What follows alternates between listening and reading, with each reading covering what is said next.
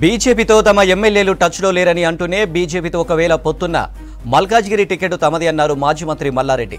కొన్ని రోజుల తర్వాత అందరూ ఎమ్మెల్యేలు తమ దగ్గరికే వస్తారన్నారు మల్లారెడ్డి. బీజేపీతో తమ ఎమ్మెల్యేలు టచ్లో లేరని అంటూనే బీజేపీతో ఒకవేళ పొత్తున్న మల్కాజ్గిరి టికెట్ తమది అన్నారు మాజీ మంత్రి మల్లారెడ్డి. కొన్ని రోజుల తర్వాత అందరూ ఎమ్మెల్యేలు తమ దగ్గరికే వస్తారన్నారు మల్లారెడ్డి. ఇక మరిన్ని డీటెయిల్స్ శివ అందిస్తారు. శివ, మల్లారెడ్డి చిట్చాట్ అప్డేట్స్ ఏంటి? అనిల్, మాజీ మంత్రి మల్లారెడ్డి మీడియా ప్రతినిధులతో చిట్చాట్ చేసిండ్రు. ఆయన ఇప్పుడు అసెంబ్లీ లాబీలో ఎక్కడ చూసినా హాట్ చర్చ బీజేపీ బీఆర్ఎస్ రెండు పొత్తు పెట్టుకోబోతున్నాయన్న చర్చ ఉంది. మధ్యాహ్నం బండి సంజయ్ బీఆర్ఎస్ సంబంధించిన 8 మంది ఎమ్మెల్యేలు మాకు టచ్ లో ఉన్నారు అన్న తర్వాత బీఆర్ఎస్ నుంచి అఫీషియల్ గా ఏం రెస్పాన్స్ కాలే. కానీ మల్లారెడ్డి మాత్రం మాట్లాడిండ్రు. 8 మంది టచ్ లో లేరు, అసలు బీజేపీకి బీఆర్ఎస్ వాళ్ళు ఎవరు టచ్ లో లేరు. ముందు బీజేపీ కాంగ్రెస్ నుంచి చాలా మంది బీఆర్ఎస్ వచ్చే అవకాశం ఉంటది. ఒకవేళ బీఆర్ఎస్ బీజేపీకి పొత్తు ఉంటే ఎందుకు బండి సంజయ్ 8 మంది ఎమ్మెల్యేలు మాకు టచ్ లో ఉన్నారని అంటారు. కాబట్టి రెండు పార్టీల మధ్య పొత్తు ఉండకపోవచ్చు. ఒకవేళ పొత్తు పెట్టుకునే అవకాశం వచ్చినప్పుడు ఎంపీ సీట్ ఎట్లా ఉంటాయి? ఆయన మల్లారెడ్డి తన కొడుకు భద్రారెడ్డి కోసం మల్కాజ్గిరి టికెట్ అడుగుతున్నారు చాలా రోజుల నుంచి. కాబట్టి ఆ టికెట్ మీద ఏమైనా ప్రభావం పడుతుందా? ఒకవేళ పొత్తు ఉంటే ఎట్లుంటది అంటే చేవెళ్ళ ఖచ్చితంగా కొండ విశ్వేశ్వరరెడ్డి బీజేపీ ఉన్నాడు కాబట్టి ఆయనకి ఇస్తారు, ఆయన అడుగుతారు. మల్కాజ్గిరి వదిలేస్తారు. మల్కాజ్గిరి మా కొడుకు భద్రారెడ్డి కోసం భద్రంగా ఉందని చెప్పిండ్రు.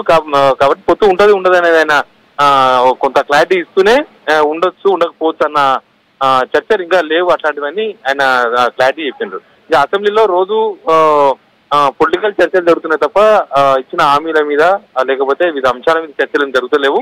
కేవలం రోజు ఏదో వీడియో చూపించడము లేకపోతే సినిమా చూపించడం ఇదే ఎక్కువ నడుస్తుంది. అసెంబ్లీలో మాట్లాడాల్సిన అవసరం కూడా లేదు. అసెంబ్లీలో అంతా వాళ్ళే మాట్లాడుతున్నారు అధికార పక్షాల నుంచి.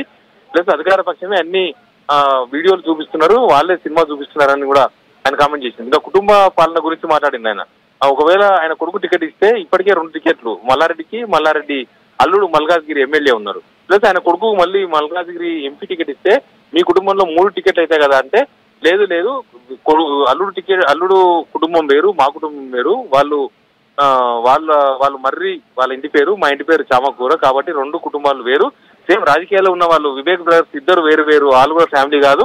సేమ్ కొమరెడ్డి బ్రదర్స్ కూడా వాళ్ళు వేరు, వాళ్ళు కూడా ఒక కుటుంబం కాదు. కానీ ఉత్తమ్ కుమార్ రెడ్డి వాళ్ళు మాత్రం ఒకటే ఫ్యామిలీ. ఉత్తమ్ కుమార్ రెడ్డి భార్య ఇద్దరు ఒక ఫ్యామిలీ. ఇట్లా కాబట్టి మాది కూడా ఒక ఫ్యామిలీ కిందికి రాదు. ఇప్పటి వరకు మా కుటుంబంలో ఒకరు, మా అల్లుడు కుటుంబంలో ఒకరు. ఆయన గతంలో కూడా పోటీ చేసి ఓడిపోయింది కాబట్టి ఆ కుటుంబం కిందికి రాదని ఆయన క్లారిటీ ఇచ్చిండ్రు.